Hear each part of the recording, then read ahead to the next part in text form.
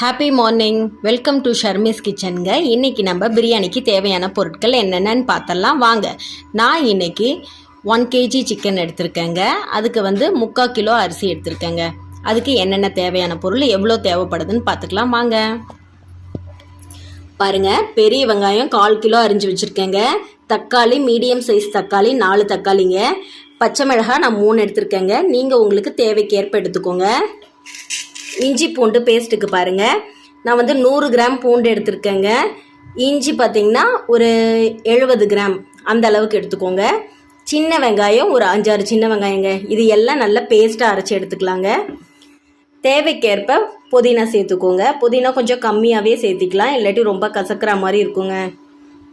பிரியாணி மசால் பார்த்திங்கன்னா ஒரு 3 ஸ்பூன் பிரியாணி மசாலுங்க. தாளிப்புக்கு பாருங்கள், 2 பிரிஞ்சி இலைங்க, பட்டை 3 பீஸுங்க, 3 ஏலக்காய், லவங்கம் பாருங்கள் ஒரு 7-8 லவங்கம் வச்சுருக்கேங்க, கல்பாசி, ரோஸ் இலைங்க. இதெல்லாம் நம்ம தாளிப்புக்கு சேர்த்திக்கலாங்க. தேவையான அளவு கல்லுப்பு, தேவையான அளவு எண்ணெய் ஊற்றிக்கலாங்க. வாங்க செய்முறை எப்படி செய்யலான்னு பார்க்கலாம். பாருங்கள், குக்கர் வச்சுட்டேங்க. நான் நல்ல ப்ரீ ஹீட் ஆயிடுச்சு. இப்போ ஆயில் சேர்த்திக்கலாம். நான் 1 கிலோ சிக்கனுக்கு 250 ml ஆயில் சேர்த்த போகிறேங்க. சிக்கன் பிரியாணி தான் நம்ம இன்றைக்கி செய்ய போகிறோங்க.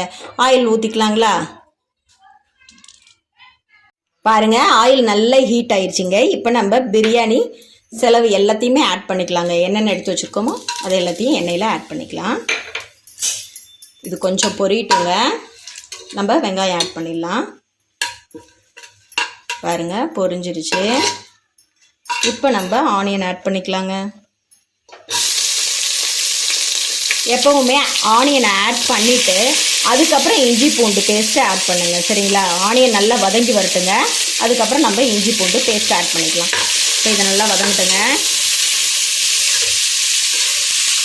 நம்மளுக்கு பிரியாணி பொறுத்த வரைக்கும் வெங்காயம் எந்த அளவுக்கு நல்ல பொன்னிறமாக வதங்கி வருதுங்களோ அந்த அளவுக்கு பிரியாணி நம்மளுக்கு நல்ல டேஸ்ட் கொடுக்குங்க.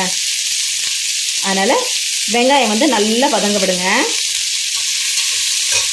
பாருங்கள், வெங்காயம் நல்லா கோல்டன் ப்ரௌனாக வதங்கிருச்சுங்க. இப்போ இந்த ஸ்டேஜில் நம்ம அரைச்சி வச்சுருக்கோம் இல்லைங்களா, இஞ்சி பூண்டு சின்ன வெங்காயம், இந்த பேஸ்ட்டை ஆட் பண்ணிக்கலாங்க. ஆட் பண்ணிவிட்டு நல்லா மிக்ஸ் பண்ணுங்கள். இஞ்சி பூண்டு நல்லா பச்சை வாசம் போட்டுங்க.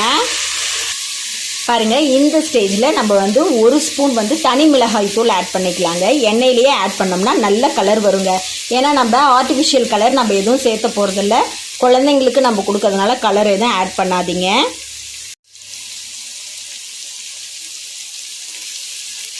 பாருங்கள், இந்த ஸ்பூனில் 1 ஸ்பூன் தனி மிளகாய் தூள். இப்போ எண்ணெயிலேயே நல்லா மிக்ஸ் பண்ணி விடலாங்க. எண்ணெயில் மிளகாத்தூள் ஆட் பண்ணி பாருங்கள், பிரியாணி நல்ல கலர் கொடுக்குங்க. காஷ்மீரி மிளகாத்தூள் கூட நீங்கள் ஆட் பண்ணுங்கள், நல்ல கலர் வருங்க. இப்போ நம்ம கொஞ்சமாக புதினா சேர்த்துக்கலாங்க.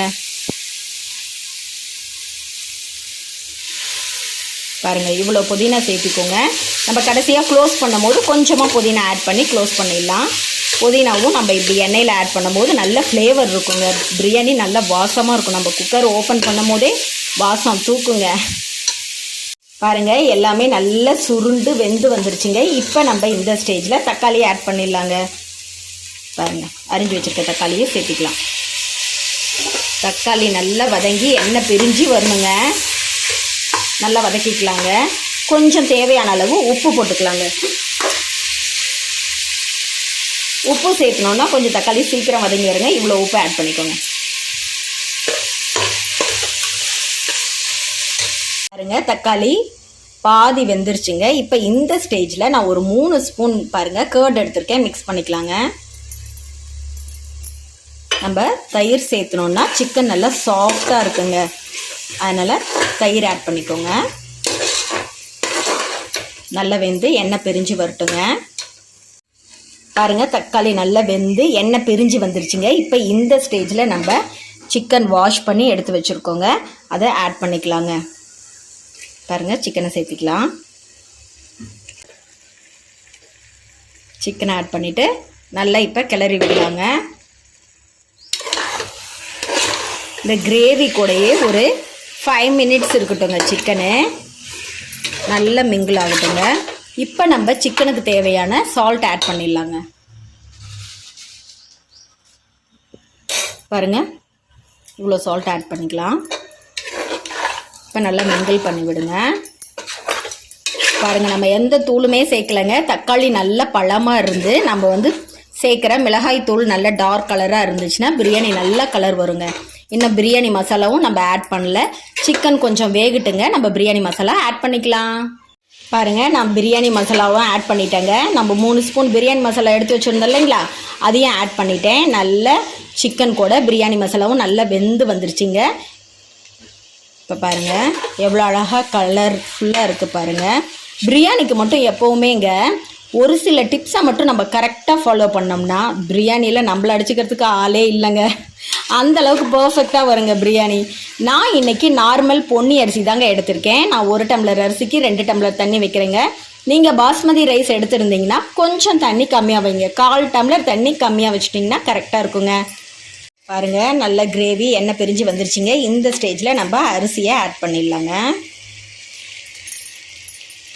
அரிசி ஆட் பண்ணிவிட்டு நம்ம ரொம்ப கிளறக்கூடாது.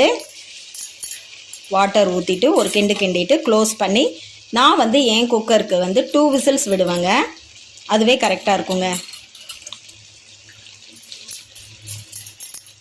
பாருங்கள், அரிசி போட்டுட்டோங்களா. இப்போ வாட்டர் ஆட் பண்ணிடலாங்க.